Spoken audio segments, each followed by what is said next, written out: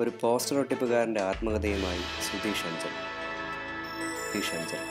സിനിമയിൽ അഭിനയിക്കണമെന്ന ആഗ്രഹവുമായി നടന്ന് പോസ്റ്റർ ഒട്ടിപ്പുകാരനായ തൻ്റെ കഥ സ്ലിപ്പ് എന്ന പേരിൽ നോവൽ എഴുതി പ്രസിദ്ധീകരിച്ചിരിക്കുകയാണ് ഈ ചെറുപ്പക്കാരൻ. ഒരു 13 വർഷം മുന്നേ എനിക്ക് സിനിമയോടുള്ള അമിതമായ താല്പര്യം കാരണം പഠിത്തം തന്നെ മതിയാക്കിയിട്ട് സിനിമയിൽ അഭിനയിക്കാനെന്ന ആഗ്രഹമായിട്ട് പല സ്ഥലങ്ങളിലും പോയി കറങ്ങി തിരിഞ്ഞ് ഒടുവിൽ എത്തിപ്പെട്ടത് സിനിമാ തിയേറ്ററിലെ പോസ്റ്റർ ഒട്ടിക്കാനായിട്ടാണ്. 13 വർഷമായിട്ട് സിനിമാ തിയേറ്ററിൽ പോസ്റ്റർ ഒട്ടിക്കുന്നു. അപ്പോൾ സിനിമയോടുള്ള അമിതമായ താല്പര്യം അത് എങ്ങനെ എനിക്ക് പുറം ലോകത്തെ അറിയിക്കണമെന്ന് എനിക്കറിയില്ലായിരുന്നു. സിനിമയിൽ അഭിനയിക്കണമെന്ന് ഭയങ്കര താല്പര്യമായിരുന്നു. പല വാതിലുകളെയും മുട്ടി, എല്ലാം അടഞ്ഞു.